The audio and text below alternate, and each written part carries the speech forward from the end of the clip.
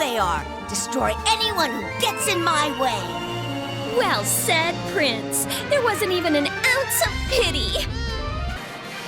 Nippon Ichi's flagship Disgaea series has been running strong for 10 years now, all the while managing to keep the franchise fresh and fun with each new iteration. To celebrate this anniversary, NIS decided to reunite the gang from the original PS2 classic and create a direct sequel, Disgaea D2 A Brighter Darkness. That's right, Laharl, Edna, and Flan are all back in another wacky strategy RPG grindfest. While Disgaea D2 remains incredibly deep with a wide breadth of gameplay systems, it simultaneously manages to be the most accessible entry to date. I personally haven't played a Disgaea game since 3, yet I was still able to pick it up and play D2 like I was a master. With well-written characters, deep customization, and addicting gameplay that threatens your sleep schedule, D2 just might be the best Disgaea yet, dude. If I show them proof of my absolute power, they won't be able to help but admire my greatness. Disgaea D2 picks up right where the original left off, with Laharl as the self-proclaimed overlord of the Netherworld. The only problem is that outside of his loyal subjects, no one recognizes him as such. To assert his dominance, Laharl challenges anyone that would defy him, be it demons, angels, or anything else in between. While not necessarily the most compelling plot for a game, Disgaea games never have been. What makes experiencing the story segments worthwhile is the signature tongue-in-cheek humor. What's wrong, Flan? You're shaking. If you gotta pee, you really shouldn't try and hold it, you know. There are a ton of laugh-out-loud moments thanks to some witty writing and well-acted voice work. You'll genuinely grow to enjoy these characters and want to root for them, regardless of their sinister intentions. For the purists, there is, as always, the Japanese voice track that can be flipped on in a matter of seconds. どちらへ向かいますか? While the draw for Disgaea D2 will no doubt be its ridiculously deep gameplay, it doesn't hurt that it has an equally entertaining plot to invest in through the 30-plus hour romp. Fine, then I will engrave into your rotten brain that I am the ultimate overlord of the Netherworld! For the uninitiated, the Disgaea games are wacky strategy RPGs that you could literally play forever, and Disgaea D2 is no different. Sure, there are mainline battles that, when played without grinding, will probably take you around 40 hours or so to finish the game, but you'd be remiss to not explore the litany of other features. You're able to replay any past battle with ease to grind extra levels, which is recommended for pesky battles and is also just a lot of fun. I found myself going back to play missions over and over to test out new abilities and silly team-up moves.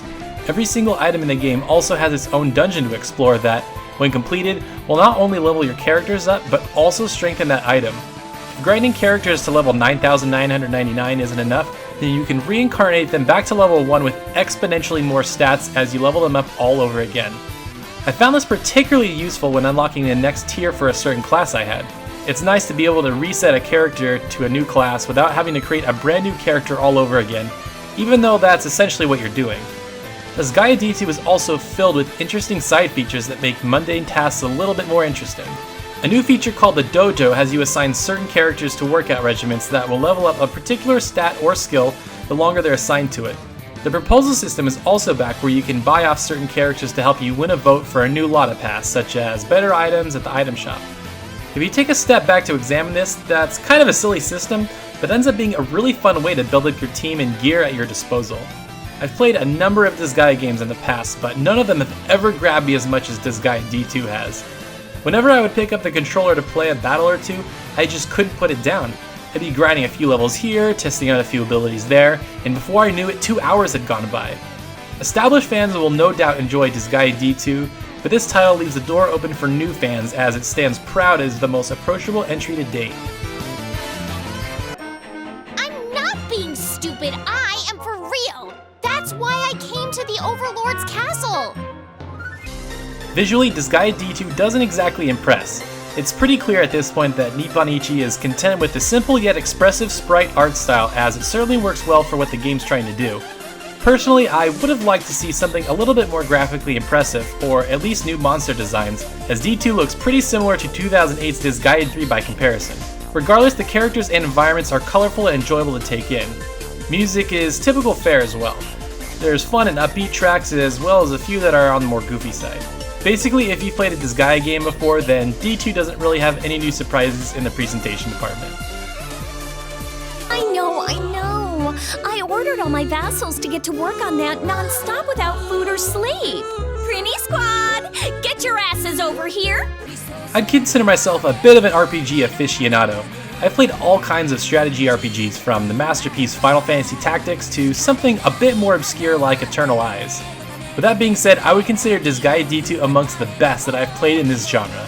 The story has lovable characters, the gameplay is fun, and there's an absolutely obscene amount of content to keep you busy well into 2014 and beyond. If you're considering picking this game up, then you might as well paint yourself blue and call yourself a prinny, because the game will enslave you with its addicting gameplay and never apologize.